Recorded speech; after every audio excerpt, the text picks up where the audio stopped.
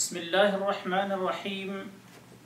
الحمد لله رب العالمين، والصلاة والسلام على أشرف الأنبياء والمرسلين نبينا محمد وعلى آله وصحبه أجمعين ومن تبعهم بإحسان إلى يوم الدين. أما بعد، موضوع السخن ہے معوذتین، یعنی سورہ فلق اور سورہ الناس کی فضیلت. عن عقبة بن عامر رضی اللہ عنہ عن عقبة بن عامر رضی اللہ عنہ ان رسول اللہ صلی اللہ علیہ وسلم قال: ألم تر آيات أنزلت هذه الليلة لم ير مثلهن قط قل أعوذ برب الفلق وقل أعوذ برب الناس. رواہ مسلم.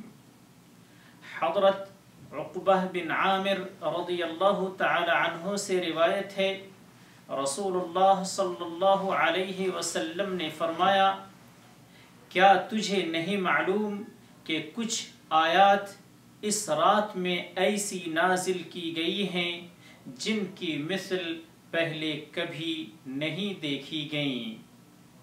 وہ ہیں قل اعوذ برب الفلق اور قل اعوذ برب الناس. مسلم. وعن ابی سعید الخدری رضی اللہ عنہ قال: كان رسول الله صلى الله عليه وسلم يتعوذ من الجان وعين الإنسان حتى نزلت المعوذتان، فلما نزلتا أخذ بهما وترك ما سواهما. رواه الترمذي وقال حديث حسن.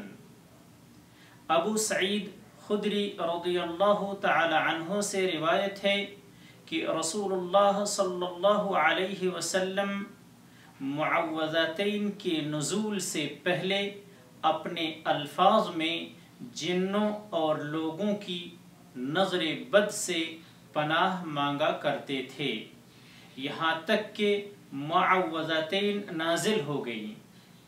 جب یہ نازل ہو گئیں تو آپ نے ان کے ذریعے سے پناہ مانگنے کو اختیار فرما لیا اور ان کے علاوہ دوسری چیزوں کو چھوڑ دیا.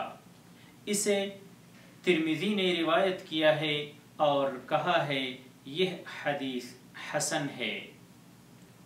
واللہ اعلم، وصلی اللہ علی نبینا محمد.